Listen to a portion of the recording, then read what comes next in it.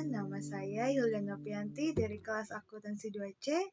Saat ini saya sedang menempuh mata kuliah Literasi Teknologi dan di sini saya akan mempresentasikan tentang mahasiswa akuntansi di era revolusi industri 4.0.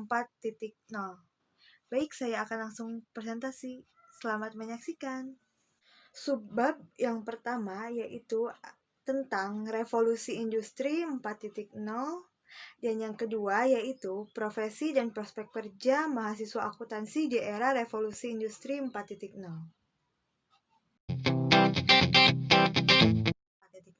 Revolusi industri merupakan transformasi komprehensif dari keseluruhan aspek produksi di industri melalui penggabungan teknologi digital dan internet dengan industri konvensional. Itu menurut Angela Merkel 2014.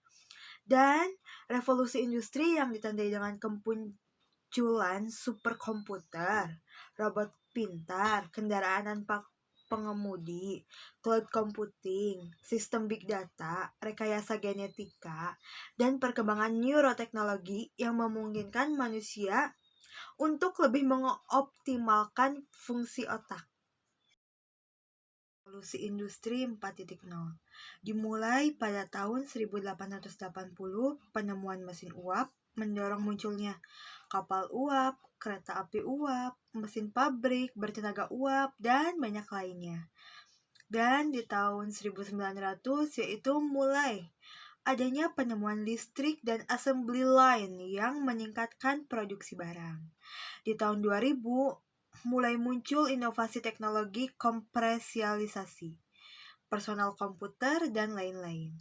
Dan di zaman sekarang, di revolusi industri 4.0, kegiatan manufaktur terintegrasi melalui teknologi wireless dan big data secara masif. Karakteristik utama revolusi industri 4.0 itu ada dua.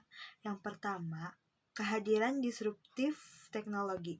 Disruptif teknologi hadir begitu cepat dan pesat sehingga memberi ancaman bagi industri raksasa.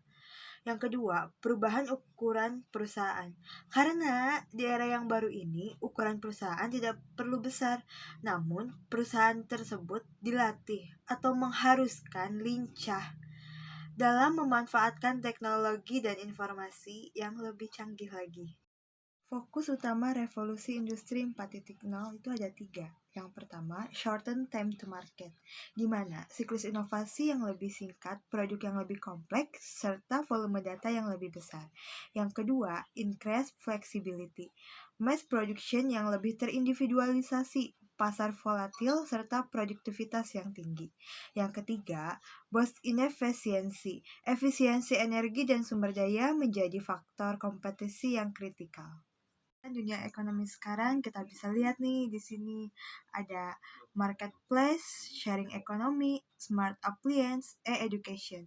Karena saat ini berbagai macam kebutuhan manusia itu banyak yang menerapkan dukungan internet dan dunia digital sebagai wahana interaksi dan transaksi. Revolusi industri 4.0, the rise of the new industry yang diakibatkan oleh agen perubahan baru, kita bisa lihat ya di sini.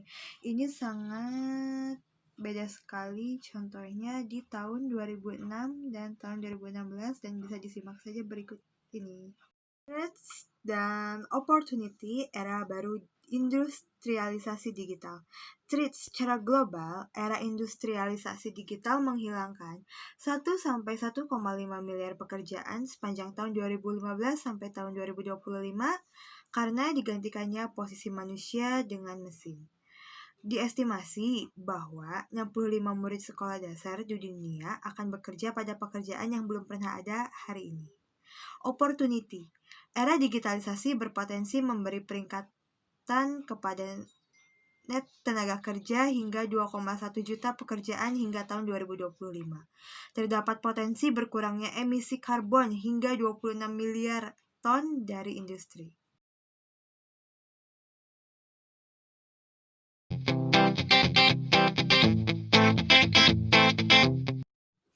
Perlunya literasi baru menghadapi era revolusi industri 4.0.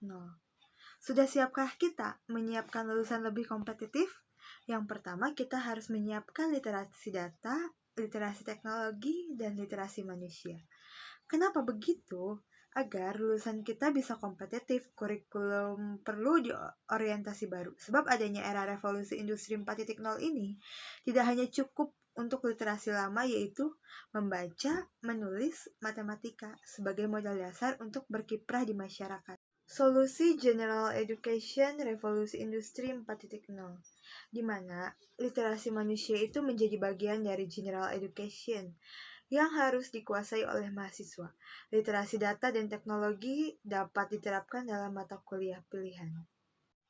Skill industri di masa depan. Yang pertama, complex problem solving, di mana kemampuan untuk memecahkan masalah yang asing dan belum diketahui solusinya di dalam dunia nyata. Yang kedua, social skill, di mana kemampuan untuk koordinasi, negosiasi, persuasi, mentoring, kepekaan dalam memberikan bantuan hingga emosional inteligensi.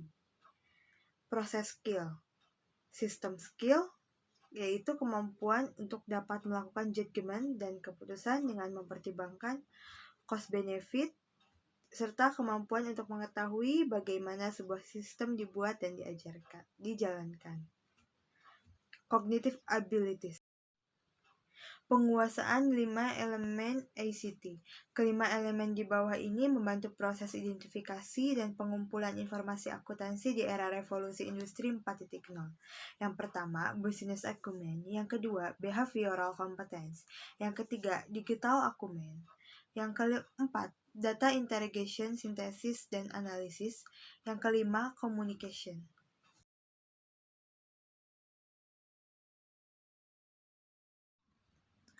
Profesi akuntan. Yang pertama itu, pekerjaannya bersifat umum, mudah dipelajari oleh berbagai pihak. Yang kedua, hasil pekerjaan dan laporan keuangan yang dibutuhkan banyak pihak, sehingga semua orang ingin mempelajarinya.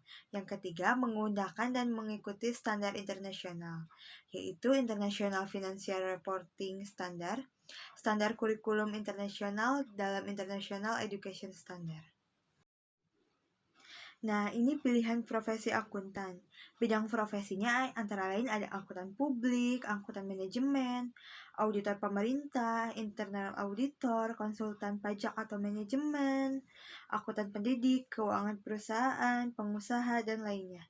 Nah, dan di sini juga ada sertifikasi nasionalnya, yaitu CPA, CPMA, QIA, USKP, CPSAK, SAS, USAAP, CA, dan masih banyak yang lainnya.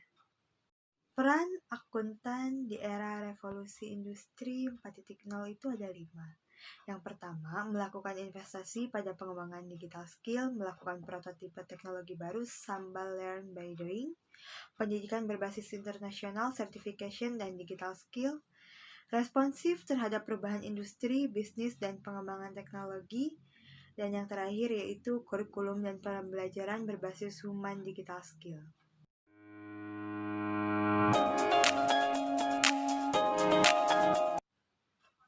Demikianlah pemaparan presentasi mengenai mahasiswa akuntansi di era revolusi industri 4.0. Bila ada yang ingin bertanya, silahkan tulis di kolom komentar. Mohon maaf apabila ada kata yang kurang berkenan. Saya pamit undur diri, kurang lebihnya mohon maaf. Wassalamualaikum warahmatullahi wabarakatuh.